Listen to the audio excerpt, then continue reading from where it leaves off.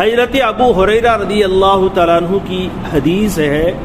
اس میں بڑے مضامین بیان کیے گئے ہیں۔ حضرت ابو ہریرہ رضی اللہ تعالیٰ عنہ فرماتے ہیں کہ حضرت رسول اللہ صلی اللہ علیہ وسلم نے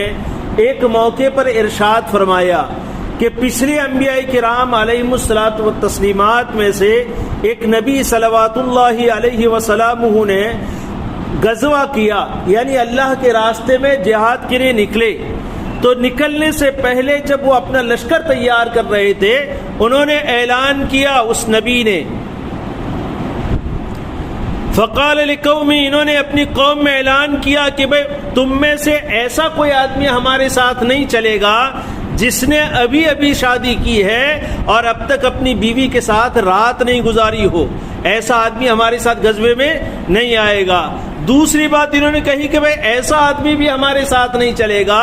جو اپنے مکانات بنا رہا ہے، مکان تیار کر لیے ہیں اور ابھی اوپر چھت ڈالنی باقی ہے، تو کام اس کا ادھورا ہے، تو ایسا آدمی بھی ہمارے ساتھ جہاد میں نہیں آئے گا۔ تیسری بات ارشاد فرمائی کہ ایسا کوئی آدمی جس نے بکریاں خریدی ہیں یا گائیں خریدی ہیں اور وہ گابن ہے، حاملہ ہے، اور ابھی بچوں کا انتظار ہے بچے دینے کا، تو اس کو بچے دینے کا انتظار ہے، ایسا شخص بھی ہمارے ساتھ غزوے میں نہیں آئے گا۔ یہ اعلان اس نبی نے نکلنے سے پہلے اپنے لشکر تیار کرنے کے وقت کیا، اور اس کے بعد پھر وہ روانہ ہوئے۔ جب روانہ ہوئے غزوے کے لیے، ایک جگہ کی طرف، ایک شہر کی طرف، ایک دیہات کی طرف، ایک ملک کی طرف جب وہ روانہ ہوئے، تو وہاں ایسے وقت میں جب پہنچے وہ، جب عصر کا وقت ہو چکا تھا یا عصر کا وقت قریب تھا۔ اب عصر کے بعد کیا ہوتا ہے، فوراً غروب ہوتا ہے، سورج ڈوب جاتا ہے اور رات آ جاتی ہے۔ تو وہ نبی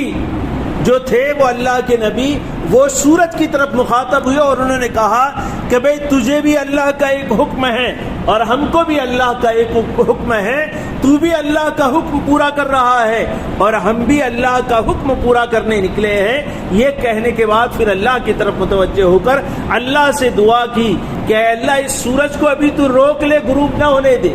غروب ہو جائے گا تو رات ہو جائے گی، تو سورج کو ابھی روک لے۔ اللہ تعالیٰ نے سورج کو روک لیا، یہاں تک کہ اس نبی نے غزوہ کیا اور اللہ نے انہیں کامیابی دی، فتح حاصل ہوئی، اور پھر انہوں نے مال غنیمت جمع کیا۔ مال غنیمت جمع کرنے کے بعد پھر آسمان سے آگ آئی تاکہ اس کو جلا دے اور اسے کھا جائے، لیکن وہ آگ اسے جلا نہیں سکی، وہ آگ اسے جلا نہیں سکی۔ تو پھر حضرت وہ نبی کھڑے ہوئے اور اپنی قوم میں، اپنے لشکر میں اعلان کیا کہ بھئی تمہارے اندر کوئی ایسا آدمی ہے جس نے اس مال غنیمت سے چوری کی ہے یا اس میں خیانت کی ہے، اس لیے تمہارے جتنے قبیلے ہیں، ہر قبیلے کا ایک ایک شخص، ہر قبیلے کا سردار میرے پاس آوے اور میرے ہاتھ پر بیعت کرے کہ ہم نے چوری نہیں کی، تاکہ ہم کو پتہ چلے۔ باری باری ہر قبیلے کے سردار نے آ کر آپ کے ہاتھ پر بیعت کی، ایک شخص کا ہاتھ آپ کے ہاتھ میں چپک گیا، تو پھر آپ نے فرمایا کہ بھئی تمہارے قبیلے کے اندر چور ہے، خیانت کرنے والا آدمی تمہارے قبیلے میں ہے، اب تمہارے قبیلے کے سارے لوگوں سے کہو کہ وہ میرے ہاتھ پر بیعت کرے۔ تو سارے لوگوں نے بیعت کی۔ تو اس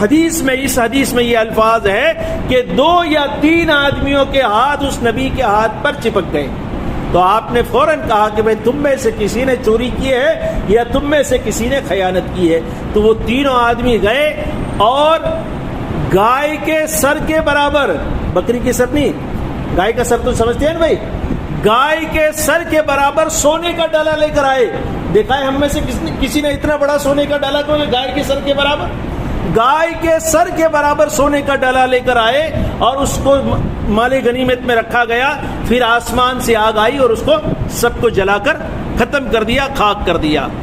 اللہ کے رسول صلی اللہ علیہ وسلم فرماتے ہیں کہ ہم سے پہلے امتوں میں کسی امت کے لیے مال غنیمت حلال نہیں تھا، اللہ تعالیٰ نے ہماری کمزوری اور عجز کو دیکھتے ہوئے مال غنیمت کو ہمارے لیے حلال کر دیا۔ اس کو امام مسلم اور امام بخاری رحمۃ اللہ علیہ نے روایت کیا ہے،